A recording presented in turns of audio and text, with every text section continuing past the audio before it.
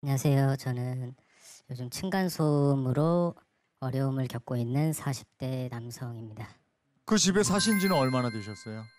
5년 정도 전세로만 계속 이 집 저 집 왔다 갔다 하다가 2016년 9월 달에 최초로 이제 제 집을 마련을 하게 됐습니다. 야, 네. 첫 집이면 얼마나 좋겠어요. 그러니까 엄청 신나고 좋으셨을 텐데 들어가서 잘 사셨으면 좋겠는데 산지 얼마 안 돼서 그러니까 층간소음에 시달리기 시작한 건데 그렇게 견디기 힘들 정도로 심각해요? 저는 층간소음이라는 자체가 전혀 인식이 없었어요. 네. 다른 사람들이 겪는 일이다 그렇게 생각을 했는데 아이가 한 명이 있었는데 네. 아이가 기어다닐 때는 전혀 소음이 없었는데 아이한테 이제 걸음마 연습을 시키는 거예요. 그때부터 쿵쿵쿵쿵 하는 소음에 제가 이제 시달리게 요즘에 또 코로나 때문에 다들 집에 있잖아요. 아이들도 집에 있고 더 심해요. 어느 정도냐면 네. 아침에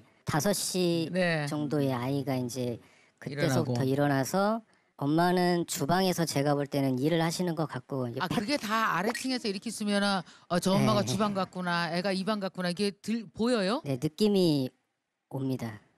아니 근데 그게 되게 심각하네, 우리가 그럼. 그 일상생활이잖아요. 근데 요런 일상생활 정도가 밑에서 그 정도로 소음으로 들린다면 네. 그 집 시공할 때 문제 있었던 거 아니에요? 그러게. 구조랑 연결이 되어 있는데요.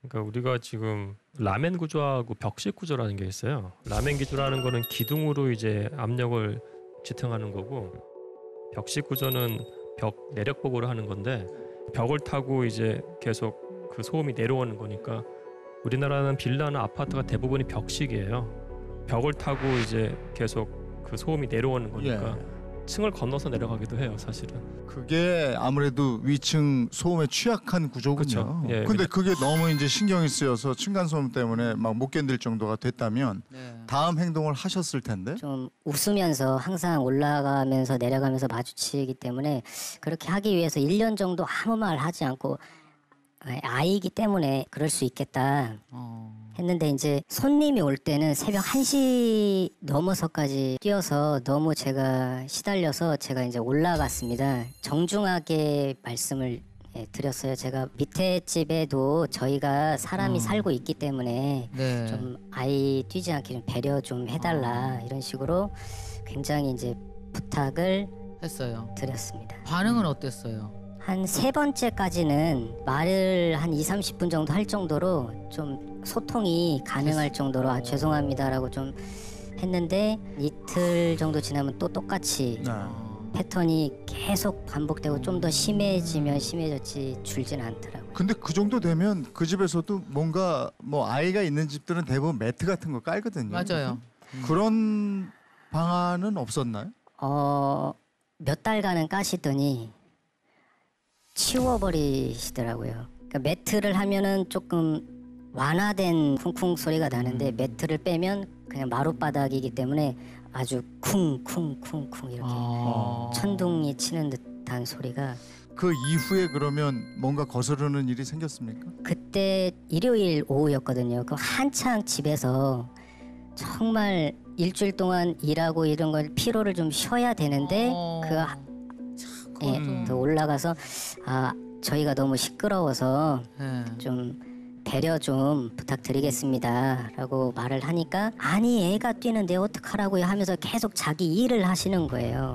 현관에서 계속 몰아내시더라고요. 나가라고? 네. 그때는 정말 화가 좀 나셨겠네, 그죠? 좀 거친 반응을 보이기 시작했는데 네. 위험성 있는 게 직접 찾아가는 게 사실 그래서 좀 위험한 게 있어요. 이렇게 얘기를 하다 보면 네. 사람이 이제 감정이 이제 욱하다 보니까 그렇죠. 거의 충동적으로 이제 범죄를 저지르게 되는 경우가 있어요. 그래서 오히려 피해자였다가 맞아요. 가해자가 되는 경우가 네. 생긴단 말이에요. 그래서 이거는 굉장히 좀 조심스러운 방법이어야 되고, 그래서 원칙적으로 따진다 그러면 보통 아파트 같은 경우에는 이제 뭐 관리실이나 경비실이 있으니까 그걸 통해서 사실은 전달하는 게 우선 가장 좋은 방법이고, 안 될 사람들은 직접 찾아간다고 해도 안 되거든요. 되고. 그래서 근데 직접으로 마주치는 거는 조금 위험하기 때문에 그건 좀 피하시는 게 어떨까 싶어요. 그 왜 뉴스에도 났어요. 층간소음 보복이라고 복수하는 방법이 이렇게 스피커를 천장에다 붙여가지고 음악을 막 틀어. 진짜. 근데 그거 굉장히 위험한 방식이어서 네. 잘못하면 처벌받을 수도 있어요. 네? 이거를 밑에서 보복송을 만들었다가 아래층에서 너무 못 참고 이사 갔거든요. 네. 그래서 소송을 제기했어요. 이 사람들 때문에 내가 못 참고 이사 갔으니까 손해배상해달라고 해서 역대 최고 금액인 3천만 원이 인정이 됐어요. 그래서 생활소음이 아니라 진짜 고의로 만들어낸 소음이잖아요. 네. 그래서 그 이후에는 그러면 본인도 마음이 상했을 거 아니겠습니까? 그 이후에는 이제 이거는 말이 통하지 않겠구나라고 그 전에 몇 번의 노력을 했는데도 네. 생각을 하고 경찰을 좀 불렀습니다. 경찰을 불렀어요? 네. 이거는 일이 커진 건데. 네. 이제 신고를 하면 저는 다 해결이 될 줄 알았습니다. 근데 네. 경찰이 올라가기 전에 저를 뵐 때는 위로를 좀 해주시는 것 같았어요. 네, 근데 경찰이 딱 보고 이제 내려오시더니 어린 애가 뛰는데 네가 좀 참지. 그거를 이런 느낌을 그러니까 애를 네네. 보고 오니까 이제 마음이 좀 네. 그러셨던가 봐요. 그래서 저는 정말 미치게 했어서 신고를 했는데 거기서는 네가 이제 좀 참아라라는 식으로 저는 들었습니다. 예. 근데 지금 사실 말씀 들어보니까 경찰관이 아이를 보고 왔잖아요. 근데 아이가 얍상하니 말라갖고 쪼꼬매. 근데 사실 뛰는 거에 따른 건 체격하고 상관없이 이렇게 콩콩콩콩 압력이잖아요. 하고. 그게 억울하셨겠네. 그러니까 아이들이 걸을 때 이렇게 콩콩콩콩 하거든요. 그러죠. 근데 그 다음에는 거기서 끝났습니까? 어떻게 됐습니까? 층간소음 이웃사회 센터라는 거기 쪽지에다가 하얀 쪽지에다가 번호를 적어주시면서 다음에 또 이런 일이 벌어질 경우에는 네네. 저희를 부르지 마시고 여기에다 직접 신고를 하셔서 해결을 하시라고. 오죽 그런 일이 많았으면 네. 그죠? 네, 그래서 제가 바로 인터넷으로 신고를 하고 2달 후에 그 중재자분 한 분이 오셨어요. 제가 너무 힘드니까 이게 또 재발할 경우에 민사 소송까지 제가 지금 생각을 하고 있다. 그거를 꼭 좀 말씀을 드려달라고 제가 중재자한테. 그래야 조금 자제를 하실 것 같아서 말씀을 드렸는데 그 후엔 좀 좋아졌어요. 그래서 중재자가 좀 중재해주고 나서 한 2달 정도 조용하다가 12월 한 중순 넘어서는 다시 시작이. 네. 그러니까 이게 사실 어떻게 보면 법에서 가장 취약한 부분이 층간소음 문제예요. 네. 그래요. 사실은 경찰 같은 경우에는 어떤 뭐 범죄가 일어나야지만 사실은 여기서 개입해가지고 뭔가 처벌하거나 이렇게 할 텐데 이 층간소음 자체를 어떤 뭐 범죄라고 보긴 또 어려워요. 그러니까 그냥 뭐 서로 조심하시라 이 정도만 얘기하고 끝낼 수밖에 없고, 그다음에 중재인 같은 경우는 어떻게 하냐면 상대방이 그 중재를 받아들이는 거에 동의를 내야 돼요. 네. 그러니까 내가 난 싫어 나 그거 안 할 거야라고 해버리면 구속력이 없어요. 그래요. 그래서 아예 진행을 못하기 때문에 사실상 그게 효과가 없는 거죠. 그러네요. 그러다 보니까 맨 마지막 남은 게 민사소송인데 네. 계속해서 이렇게 소음이 발생해서 내가 이제 피해를 보고 있다는 걸 입증해야 되는데 그걸 입증하기가 쉽지 않다는 그러네. 거죠. 그러다 보니까 결과적으로 소송 가도 받으기가 쉽지 않고 인정된다 하더라도 금액이 위자료가 지금까지는 보통 200만 원 정도가 끝이었어요. 아이고. 인정되는 금액이 작기 때문에 실질적으로 그걸 받는다고 해서 피해복이 되는 게 아니에요. 그럼 또 문제가 계속 발생할 수 있는 거죠. 그래서 법적으로는 좀 한계가 있습니다. 근데 지금 얘기를 들어보니까요. 경찰도 부르고 분쟁 조정도 해보고 법적으로도 해봤는데 어떻게 할 수가 없으니까 네.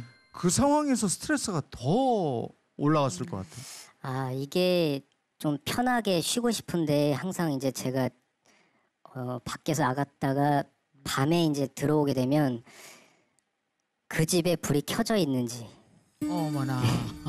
항상 이걸 그럴 것 같네요. 체크를 꺼져 있으면 오늘은 좀 편안하게 좀 지내겠구나. 아이고. 항상 신경을 위에 집중을 고도로 집중을 하고 있기 때문에 그렇게 되죠. 항상 긴장 상태, 초조하게 되고 불안하게 되고 두통이 자주 발생이 돼요. 층간소음 때문에 정신과 상담을 받는 사람들도 꽤 있다고 하던데 진짜 그러네요. 아이를 아이로 볼 수 없는 상황 그 이상까지 이제 오르게 되죠. 이게 놀이터 가서 다리가 나쁜 생각까지 한다. 예. 네.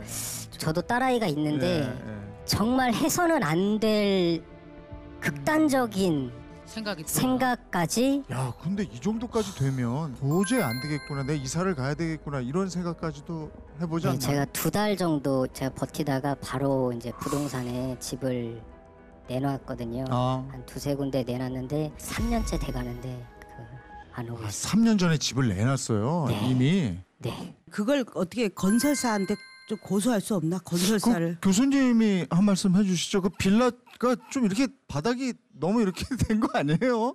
건설사가 부실하게 전 입증하기 되게 힘들어요, 사실은요. 그게 또 입증이 굉장히 많이 하고요. 예전에 70년대, 80년대 지은 아파트들이 지금보다 더 못 졌을 거예요, 그죠? 못 졌고요, 사실은. 그렇겠죠. 근데 당시에는 반상회 같은 게 돌았잖아요. 그리고 네. 그 당시엔 층간 소음이란 사회적 이슈가 그렇게 크지 않았어요. 네.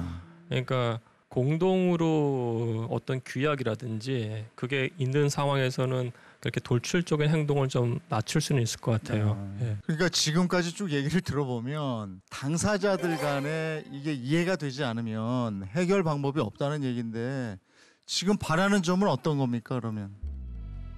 제발 살게 해주세요. 아휴 얼마나 힘드시면 좀 네. 배려를 좀 부탁을 좀 드리겠다. 네. 알겠습니다. 위층에 계시는 분이 네. 있다면 꼭 들으셨으면 좋겠네요. 얼마나 절실하신지. 네. 자 오늘 나와주셔서 어려운 얘기 해주셨어요. 고맙습니다. 예.